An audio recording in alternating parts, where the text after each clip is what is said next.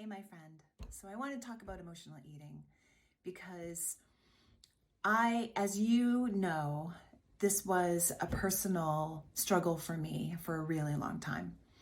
And I treated it like it was this problem that needed to get fixed. Like, had my sink been clogged? I'd call a plumber. Had a noise in my car that sounded odd, I'd take it to a mechanic. Like, that's what emotional eating was like for me. So I went to therapists, I went to see nutritionists, I read a lot of books, I did a lot of research. It was something that I wanted to figure out and get a handle on. And that took me a lot of time and energy.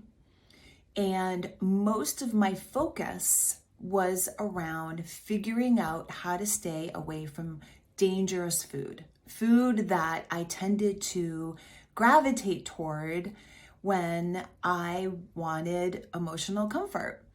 And that makes sense, doesn't it? Like if we're having a problem with something and we took that thing that we're having a problem with away, then you would think that the problem would go away. But that didn't work. And if it's not working for you, then I want to invite you to join me for a 3-month group coaching program. And here's what we're going to do. So first of all, we're going to not, in my view, emotional eating isn't a problem. It's a tool. It's been a tactic. It's been a strategy. It's been something that you've and I have put in place when we needed a form of distraction, comfort, grounding, safety,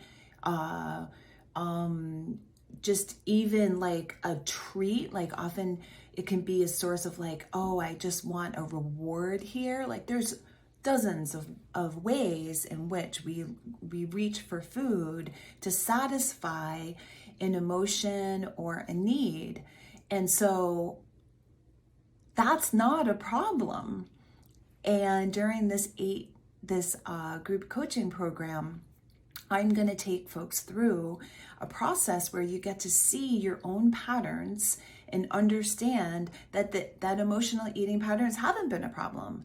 And we're going to understand and try to get to the bottom of what drew you to those patterns in the first place. Like, what was it that had you create those patterns? Because a lot of times what happens is that we created patterns in a time of our life where we weren't resourced.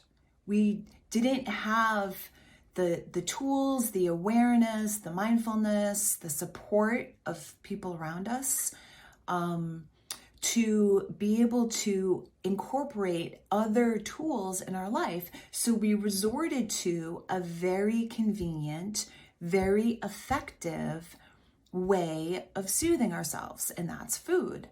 So this is 100% reframe on how to think about emotional eating and how I coach around emotional eating. And if this is something that sounds like it just sort of fits for you, then I want to invite you to join me. So we start the week of November 1st, which is pretty soon here, and we're going to meet the first 3 Wednesdays of every week from 5:30 to 7 o'clock Eastern Standard Time. And we're going to meet on Zoom for 90 minutes.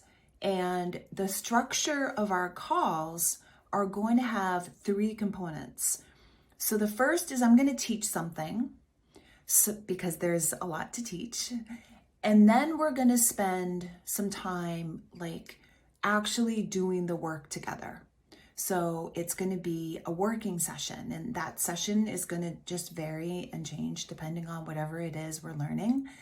And then there's going to be an opportunity for sharing, and that sharing may be in a group, or I may put folks in breakout rooms and you're going to be sharing in a more intimate setting. And I think that this component of learning, practicing, and receiving and offering community support is a perfect combination for you to just tend to the patterns you have with emotional eating so that you can transform them.